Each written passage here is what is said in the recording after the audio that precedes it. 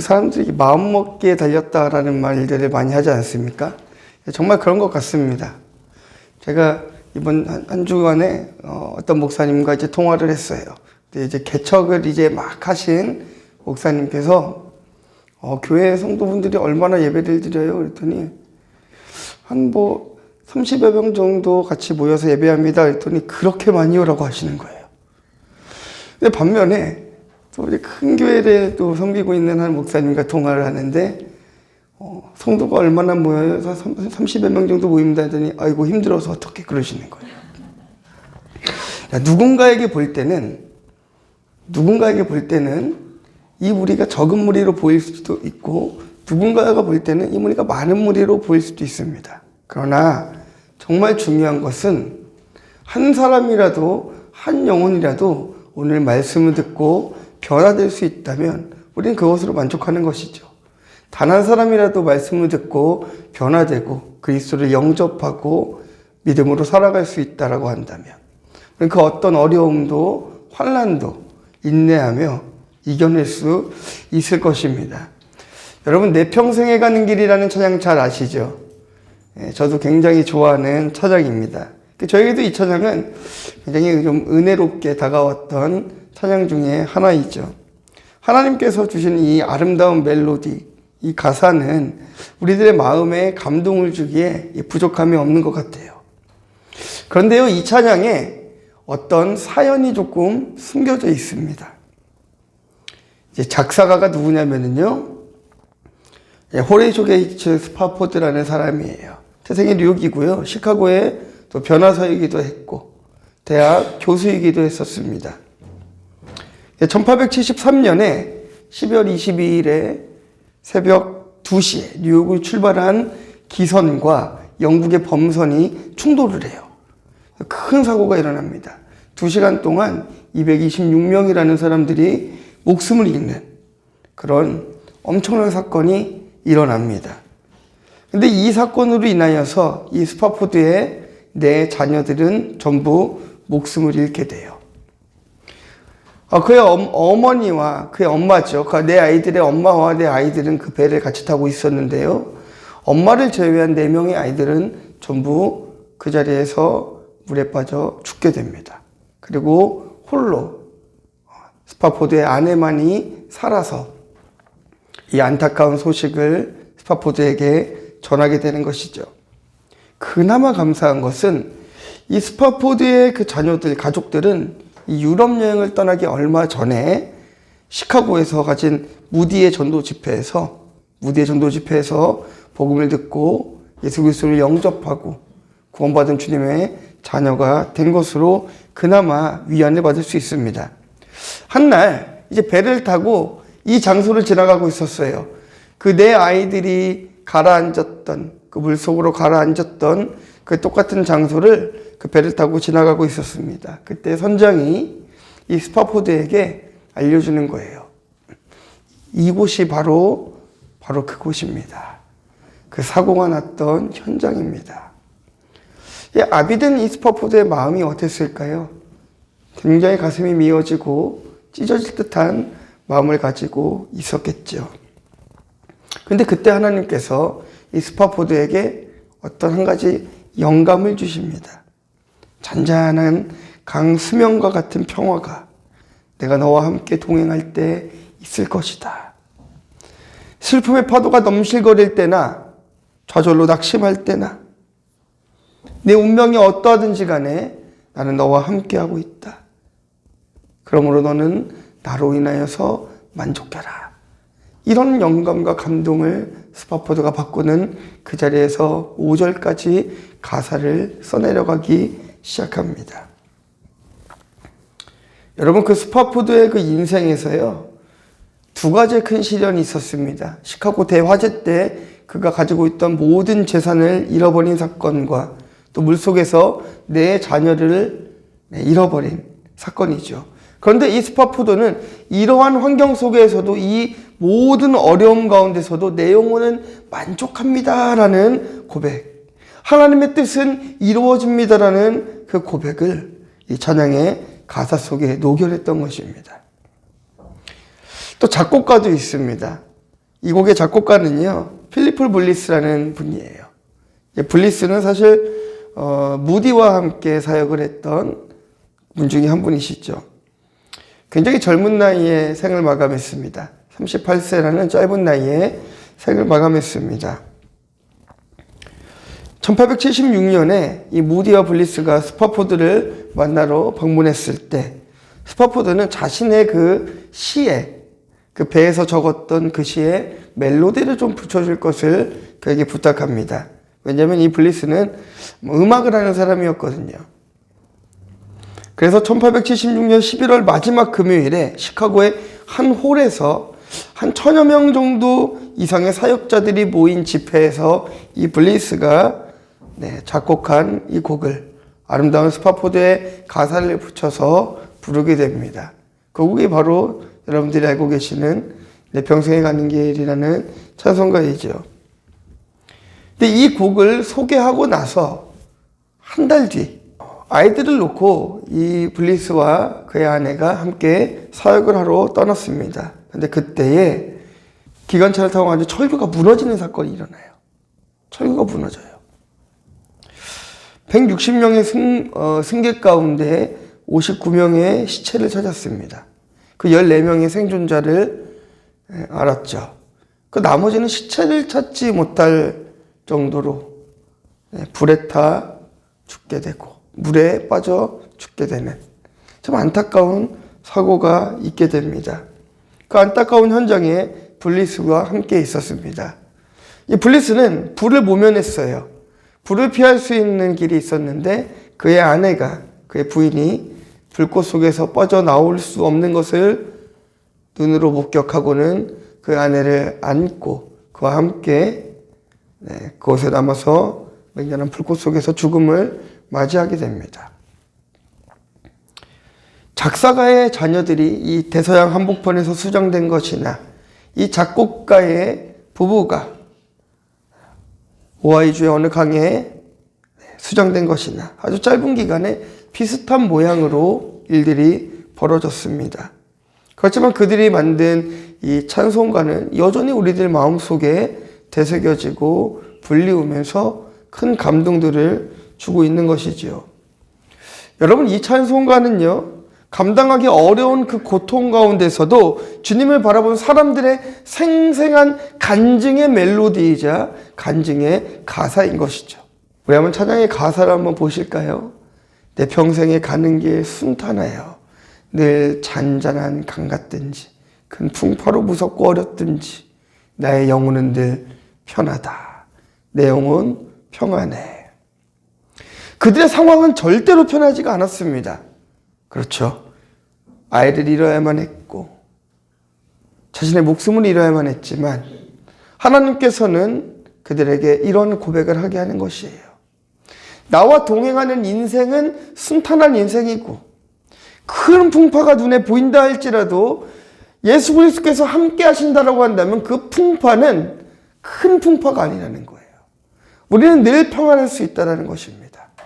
그래서 1절에는요, 그 물질의 풍요 가운데 살아가면서 불안에 떨어야 하는 현 세대를 돌아보면서 주의 평강은 어려움 가운데서도 소망으로 다가옵니다라는 고백과 함께 또 2절, 3절은 어떻습니까? 근본적 그 죄의 문제를 예수 그리스도께서 이겨주셨다. 이것을 이야기하고 있고요. 4절은요, 달려갈 길을 다 마치고 믿음을 지켰다라는 이 디모데 말씀에 디모데후서 4장의 말씀, 이 바울의 메시지를 상기시켜 줍니다. 우리는 이 작곡가와 이 작사가의 아름다운 멜로디와 가사를 통하여서 환난과 고난 가운데서도 하나님께서는 우리를 늘 바라보고 계시고 건져주신다는 사실을 기억해야 되는 줄 믿습니다. 자, 여러분, 오늘 본문은요, 이 스데반의 두 번째 설교의 내용입니다. 첫 번째 설교의 내용은요, 이 아브라함으로 가득 차 있었어요. 이 아브라함의 설교가 끝나고 난 이후에 이제 요셉의 이야기를 스데반 집사가 시작을 하고 있습니다. 스데반은 하나님이 요셉과 함께 하심, 그리고 야곱과 그의 아들들을 하나님께서 이 애굽이라는 세상에서 어떻게 그들을 건져내어 주시는지 그것에 대한 말씀들을 전하고 있죠. 여러분, 요셉이 어떤 인물입니까? 애굽의 노예로 팔려오지 않습니까?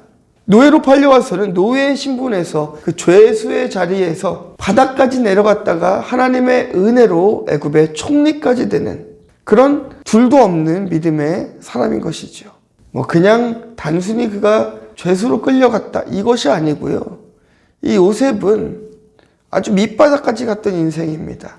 아버지와 함께 풍요를 누렸고 그렇게 사랑을 많이 받았던 인물이었지만 형들로 인하여서 노예로 팔려가게 되고 또 거기서는 어떻습니까? 온갖 오해를 받고 감옥까지 갔는데 하나님께서 그를 사용하시어 애굽의 총리를 만들어 주십니다. 그러고 나서는요, 여러분, 요셉이 깨닫는 것입니다. 이 모든 것이 하나님의 계획과 섭리였다라는 것을 깨닫게 되는 것이에요. 그것이 바로 창세기의 마지막 스토리인 이 요셉의 스토리인 것입니다. 그래서 우리는 요셉을 예수 그리스도의 예표로서 설명할 때가 많이 있어요. 스데반은 요셉의 이야기를 하면서 유대교 지도자들이 지금 어떤 잘못을 저지르고 있는 것인지 바로 깨닫게 하기 위해서 이 복음의 메시지를 전하고 있습니다. 그들이 하나님이신 예수 그리스도를 어떻게 배반했고 예수님에게 어떤 악행을 저질렀는가를 한번 생각해 보라는 것이에요. 요셉의 인생을 통해서 말이죠. 하나님께서는 요셉이 가는 곳곳마다 함께 계셨습니다. 그런데 우리의 눈으로 볼 때에는 요셉은 늘 환난만 당했던 것 같고 고난만 당했던 것만 같습니다. 그리고 그 자리에는 하나님이 계시지 않았던 것만 같아요. 자, 여러분, 우리도 요셉을 환난에서 건져주시는 하나님의 의도를 생각해 보면서 우리가 어려움을 당할 때에, 고난 가운데 있을 때에 하나님께 어떻게 우리를 이 자리에, 이곳에서 건져내어 달라고 기도해야 될 것인지, 또 요셉의 인생을 통하여서 우리는 소망을 얻기를 주님의 이름으로 축원합니다. 자, 첫 번째 보겠습니다. 하나님께서 요셉을 온 집의 통치자로 세우셨습니다. 9절 10절 말씀 함께 보도록 하겠습니다. 시작.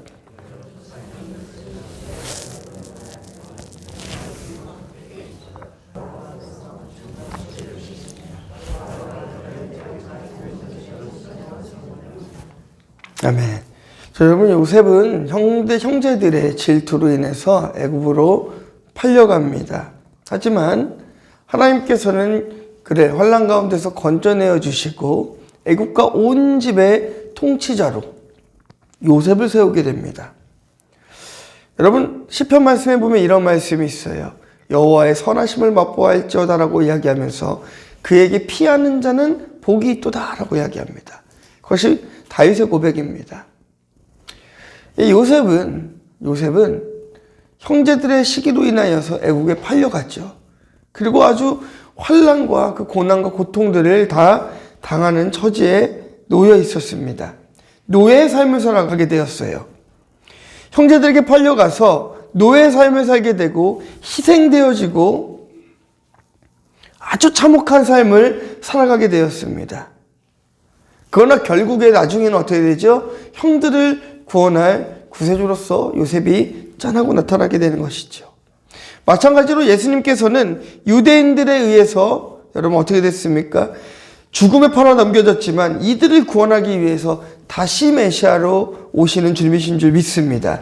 이 스데반의 12족장들의 이야기를 언급하면서 지금 강조하고자 했던 것은 하나님께서는 애굽에서도 요셉과 함께 하셨다라는 것을 이야기하고 싶은 거예요.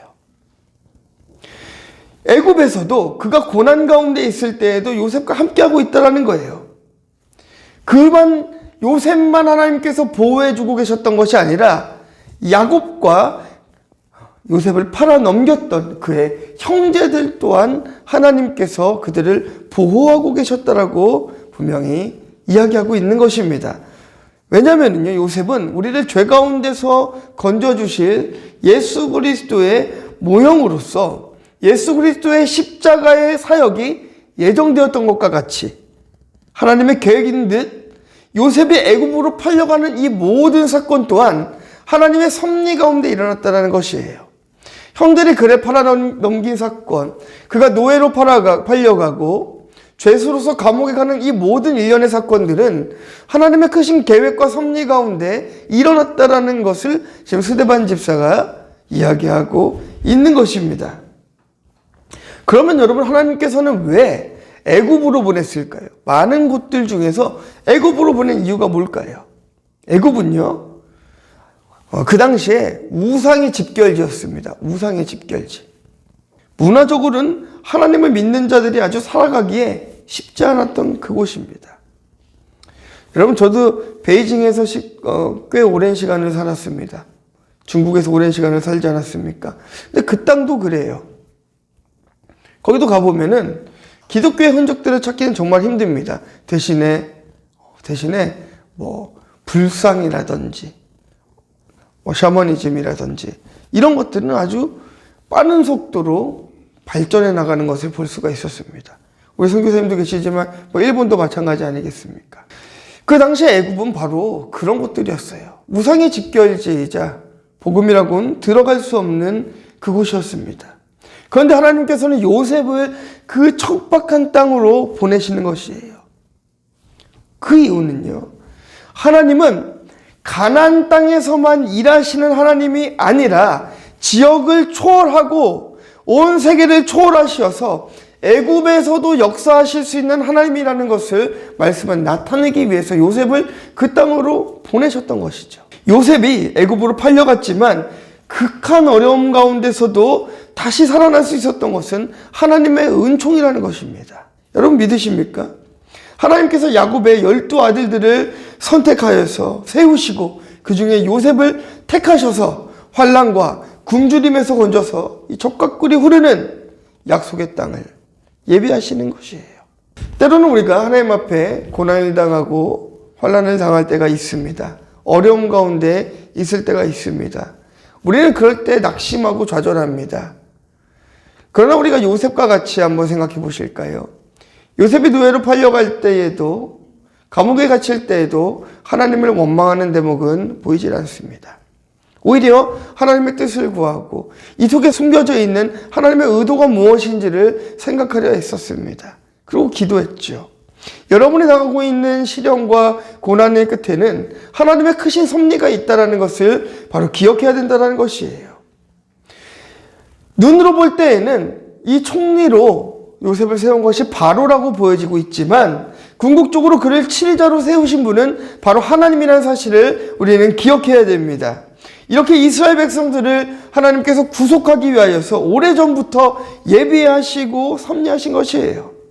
요셉의 형들은 하나님과 맺은 언약을 파기하는 방향으로 이를 몰아간 결과를 보여줬지만 하나님께서는 그 악한 방법을 통해서도 하나님의 언약을 요셉을 통하여 이루어 가셨다는 것입니다.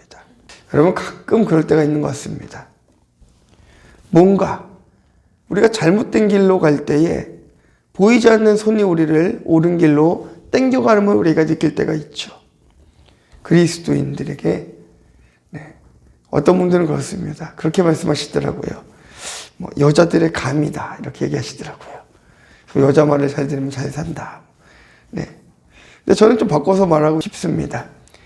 여자분들 안에 계시는 성령께서 그 지혜를 알려주시는 것이죠. 말하자면 우리가 잘못된 길을 간다 할지라도 하나님께서는 그것을 선한 방법으로 되돌려 놓으시는 거예요. 그 되돌리는 과정 속에서 겪게 되는 아픔을 우리는 고난과 역경이다라고 표현하는 것 뿐입니다. 그렇기 때문에 우리는 사실 고난의 길을 걸어가고 있는 것이 아니라 축복의 길을 걸어가고 있다라고 이야기하는 것이에요. 그러므로 고난이 곧 축복이 될 수 있는 이유가 바로 이곳에 있는 것입니다. 하나님의 구속의 사역, 그 역사하심은 인간의 어떤 방법으로도 멈출 수가 없었습니다. 형들은 요셉을 애굽에 팔아 넘겼지만 하나님께서는 오히려 그 애굽에서 요셉의 인생을 책임져 주시고 앞으로 이스라엘을 향한 놀라운 계획들을 세우시고 그를 통치자로 세우셨던 것을 우리가 볼 수 있습니다. 하나님의 구속의 역사는 만세전부터 시작되었고 그의 작정하심은 대적자들이 예수 그리스도를 십자가에 못 박았지만 부활하시고 승천하시고 다시 오심으로 하나님의 놀라우신 뜻을 결국은 이루어 가실 것입니다. 그렇기 때문에 우리는 지금 당장의 현실에 안주하고 그것을 바라보며 실망하고 낙심하며 살아가는 것이 아니라 하나님께서 부어주실 그 은혜와 그리스도의 놀라운 복을 기대할 수 있는 여러분들 되시기를 주님의 이름으로 축원합니다. 자, 두 번째는요, 양식이 없었습니다. 11절 말씀 보겠습니다. 시작.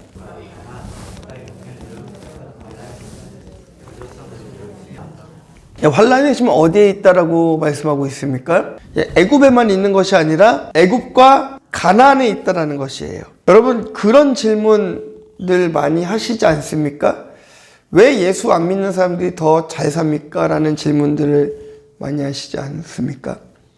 물론 하나님께서는 우리들에게 복을 주시지만 그 복이 물질만은 아닙니다. 여러분들이 돈이라고 생각하시나 봐요. 우리가 복 받으세요 하면은 머릿속에 뭐가 딱 떠오르시죠? 네. 이렇게 두 개가 이렇게 탁탁 떠오르지 않습니까? 네. 우리의 한계인 것 같습니다. 인간의 연약한 한계인 것 같습니다.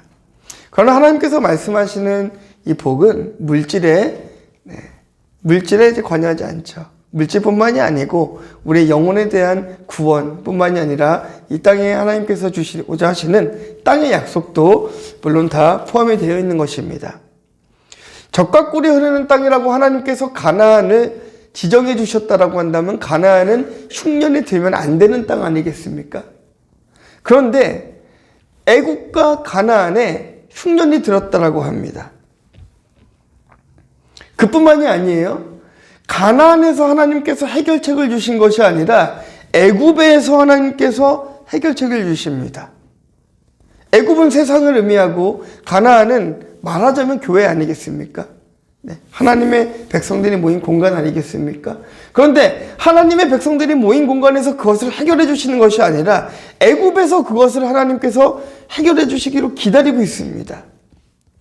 누구도 피해갈 수 없는 그 기근, 여러분 당시의 땅의 기근은요, 하나님의 저주로 인하여서 오는 결과라고 이야기합니다. 사람들의 불의한 행실과 죄가 함께 공존했기 때문에 오는 땅에서 얻어지는 열매라고 성경은 이야기하고 있습니다. 그래서 기근의 원인을 구약에서는 백성들의 죄의 문제로 결부시키고 있어요. 하나님은 모든 땅의 주인이십니다. 애굽도 가나안도 그 땅의 주인은 모두 하나님이십니다. 그렇기 때문에 하나님께 죄를 범죄한 자들의 결과는 땅의 저주이며 기근이었습니다. 고난에는 뜻이 있습니다, 여러분. 어떤 뜻이 있는지 모르지만 뜻이 있습니다. 요셉이 애굽으로 팔려가는 데는 하나님의 뜻이 있었습니다. 여러분, 하나님께서 아브라함을 어디서 부르셨습니까? 이 우상 숭배를 하는 갈대아 우르에서 이 아브라함을 불러내셨습니다. 그래서 큰 민족을 만든 뜻을 가지고 계셨죠. 그런데 하나님께서 아브라함에게 지시한 그 땅은 그의 자손들이 마음껏 살 수 있는 비어있는 땅이 아니었어요. 이미 그 땅에서 정착하고 있는 사람들이 있었습니다. 그렇기 때문에 그 가나안에서 그들이 겪어야 되는 시련과 이 고난들은 예견된 일이었을지도 모르겠어요. 굉장히 고통스러웠을 것입니다. 그 땅에 정착하고 살아가는 것이 어려운 일이었을 것입니다. 그러나 야곱의 70명의 가족이 애굽으로 들어가서 앞으로 출애굽을 준비할 수 있도록 하나님께서는 이 모든 것들을 다 예비하고 계셨던 것이에요. 세상이 점점 잘 되는 것 같고 교회가 점점 쇠퇴하는 것만 같고 네 믿음의 사람들은 점점 못 사라지는 것 같고 세상의 사람들은 악한 방법으로라도 잘 살아가는 것 같고 우리 눈에는 그렇게 보일지 모르겠지만 하나님께서는 이 애굽 땅에서 결국에는 이스라엘 백성들을 건져주신다는 것을 여러분 기억하셔야 됩니다.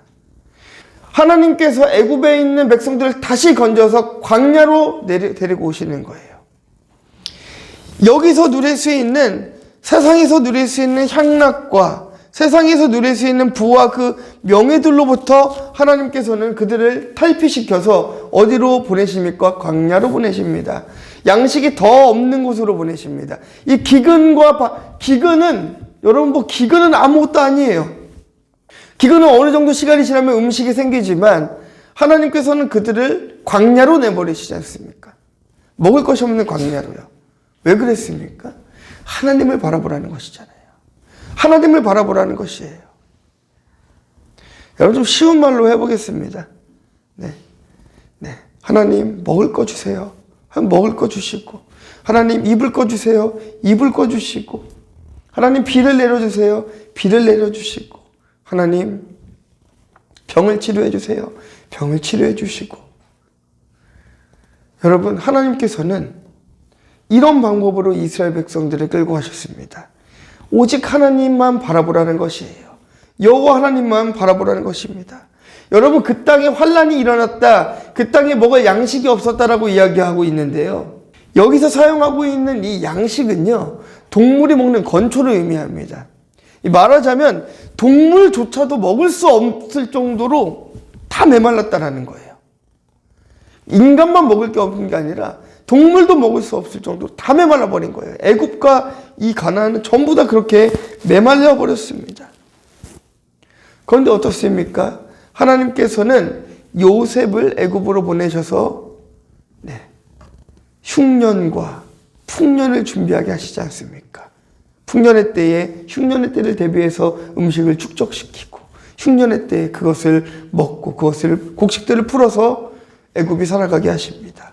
그런데 애굽만 살아가게 하는 것이 아니라 그것을 통하여서 야곱과 그의 가족들도 함께 먹이시고 고센이라는 안전한 땅으로 그들을 이주시키셔서 그의 자손들이 번창할 수 있도록 도와주셨다는 것이에요. 하나님께서 이렇게 양식이 없는 가운데서도, 기근 가운데서도 야곱과 그의 가족들을 건져주셨음을 우리가 기억해야 되는지 믿습니다. 여러분들의 인생 가운데서도 마찬가지입니다. 하나님께서 여러분들을 건져주실 것입니다. 여러분 왜 저 사람은 잘 되는데 나는 안 돼요? 라고 불평하지 마세요. 제가 오늘 학생들과 이 말씀을 나눌 때 오늘 말씀의 제목이 감사였습니다. 그때 제가 불평하는 사람들이 자주 쓰는 말들을 알려줬어요. 여러분 혹시 뭔지 아십니까? 네? 누구 때문에? 그럴 수도 있을 것 같습니다. 불평하는 사람들이 자주 하는 말이 이거랍니다. 제 말이 아니고 전문가들이 많이 말씀하시는 것들이에요. 겨우 이것밖에 안 돼요? 라는 말을 참 많이 한답니다. 이거밖에 안 돼요? 겨우 이만큼이에요? 라는 말들을 제일 많이 한다고 합니다. 이런 말을 나올까 싶어서 그랬을까요? 하나님께서는 그들의 불평을 싹 잠재우실 정도로 동물도 먹을 수 없을 정도의 기근을 허락하십니다. 누구에게도 불평할 수 없고 그냥 앉아서 굶어 죽을 수밖에 없는 상황 가운데 야곱의 가족들을 몰아넣으시고 하나님만 바라보게 하시고, 하나님께서는 그 시간을 대비하시어 미리 요셉을 애굽으로 보내셔서 애굽의 총리로 앉히셨던 이 모든 것들을 우리가 기억해 봐야 되는지 믿습니다. 여러분 인생 가운데에 이렇게 예비되어 있는 일들이 분명히 있을 것입니다. 하나님께서 예배하시고 하나님께서 계획하신 모든 일들이 여러분들 인생 가운데 이루어지기를 주님의 이름으로 축원합니다. 자, 마지막 세 번째 보도록 하겠습니다. 요셉은 먼저 보냄을 받은 자입니다. 자, 12절 13절 함께 보겠습니다. 시작.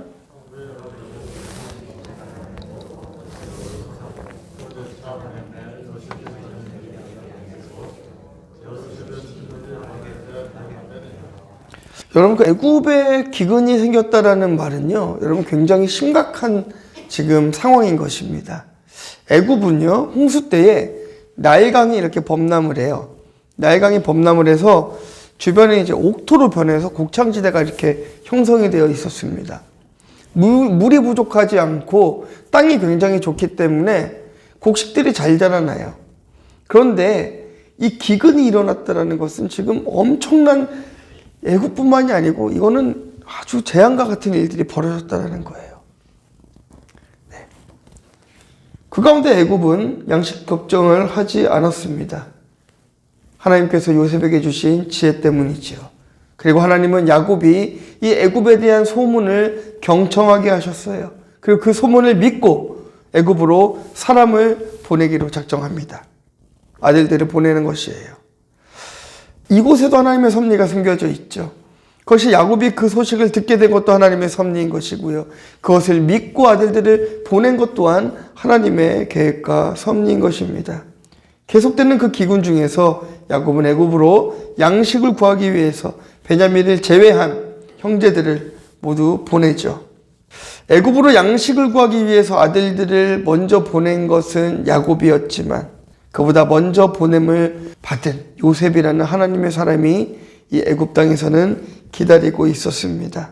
형들의 입장에서는 애굽의 총리가 되었다는 사실을 알고 있지 않기 때문에 조마조마한 마음으로 갔을 것입니다. 그러나 그 자리에 갔을 때 누가 있었습니까? 요셉이 기다리고 있었습니다. 요셉이 형들과 마주쳤을 때 나를 죽이려 했던 그 형제들, 나를 이 애굽 땅의 노예로 팔아넘겼던 이 형제들을 바라보면서 이 요셉은 분노와 시기와 이런 마음들이 마음에서 올라온 것이 아니라 긍휼과 사랑과 은혜와 불쌍함이 요셉의 마음을 뒤덮기 시작하는 것이죠. 만약 우리들이라고 한다면 혹은 요셉이 아닌 다른 사람이었다라고 한다면 아마 용서가 쉽지 않았을 것입니다. 요셉이 그들을 용서할 수 있었고 요셉이 그들에게 호의를 베풀 수 있었던 것은 하나님께서 요셉을 애굽으로 보내셨다는 사실을 요셉 또한 그것을 알고 있었기 때문인 것이죠.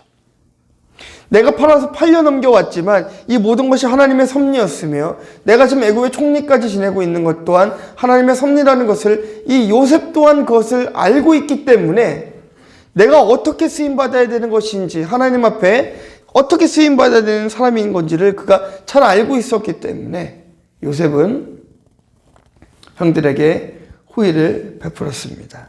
스데반 집사는 유대 지도자들에게 하나님께서 어떻게 요셉을 환난 가운데서 건져주시고 그의 가족들을 이 고센이라는 땅에서 거주하게 하셨으며 그들을 어떻게 보호해 주셨는지 선포하면서 예수 그리스도의 십자가가 그의 사건과 같다라는 것을 이야기하고 있어요.